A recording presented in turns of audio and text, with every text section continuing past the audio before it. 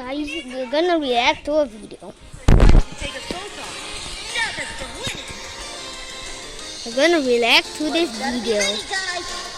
Because you're now about to face our Super Squad Special Attack. Why say it not 5 times fast? This is more like it.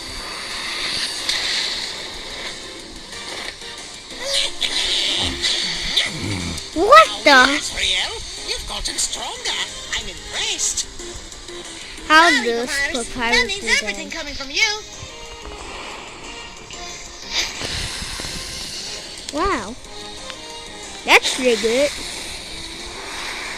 What is that? What is that? Get it, make me look bad. Todd, do something! Snap grab. I got it. Go bust, man! Seriously? Is that all you got, Signs?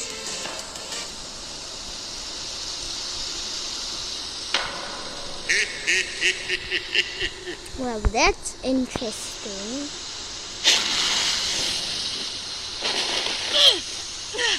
Oh no!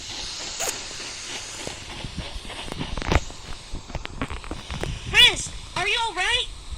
Wow, I don't think you guys have ever gotten so close to winning before. You aren't broken, are you, human? I'm fine, really. Just a bit winded, but I zoned out for a bit there.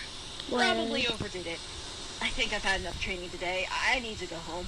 Santa's the one sure. who's booking, I think. Maybe see if that pie's ready. No! I mean, sorry. I just need to clear my head is all. You stay here and keep training. Have fun. I'll be fine. But Maybe first, Papyrus is controlling him. don't worry your little goat brain, Weenie. Chris says they'll be okay. Besides, we've got something real special planned for you in the next workout.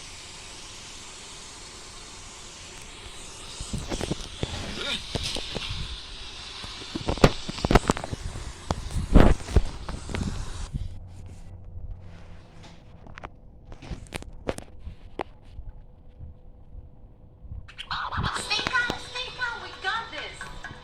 So this is a ouch. You okay? I'm playing on OBP.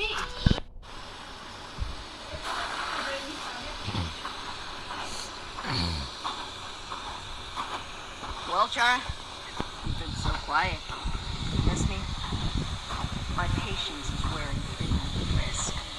Oh, and here I thought you were a patient person. Then again, it has been a year or so since that hurt. Stop me if you've heard this one before. A young man was driving home from work late one rainy night when he spotted a woman in a white dress and a red sweater walking along the shoulder of the road. Concerned for her safety, he slowed down and rolled down the window so he could talk to her. When he asked where she was going, she said she was walking to her parents' house. The man pulled over and offered her a ride that she accepted. The woman gave him the address of her home, hopped in the back seat, and the man drove off. He sensed that she must have been cold from walking in the rain, so he cranked up the car's heater to help her dry off. Soon she removed her heavy red sweater and placed it on the seat next to her. The man tried to make friendly conversation, asking if the woman had a job, what she was studying at school, where'd she been that day, but she remained quiet, staring out the window. Until they drove past an old graveyard. The woman began pounding on the glass of the car as if she desperately wanted something. Unsure of what to do, the man pulled over, but before he could ask her what was happening, she had gotten out of the car. He exited the car to try and find her, but the woman was nowhere to be seen. She must have somehow ran off. Confused, the man got back in his car and drove away. He went on his way and didn't think of it again until the next day, when he noticed her sweater was still in the back of his car. He decided to go to the house she had originally given him the address for and give it back to her. He found the home without any trouble, but when he knocked on the door, the old woman who answered it was confused by his story. She told him that her daughter couldn't have possibly left her sweater in his car because she died in a car accident 30 years ago. The Vanishing Hitchhiker is a classic ghost story, with the details varying from place to place and storyteller to storyteller. In Chicago, she goes by Resurrection Mary. Named after the graveyard she asks So for this is rides another to. view, In actually. Okinawa, Japan, she's known as the Night Walker Never of talk Naga, and she for only so long. appears to taxi drivers. In Kent, England, she's Suzanne, a bride killed in a car wreck on the way to her bachelorette party. In North Carolina, her name Those is are Lydia, scary. and in Hawaii, she's believed to be the goddess Pele in human form.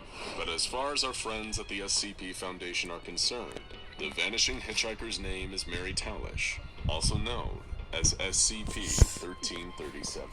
On the 19th of May, 1952, college sophomore Mary Talish was abducted on her way to class in her hometown of Muncie, Indiana.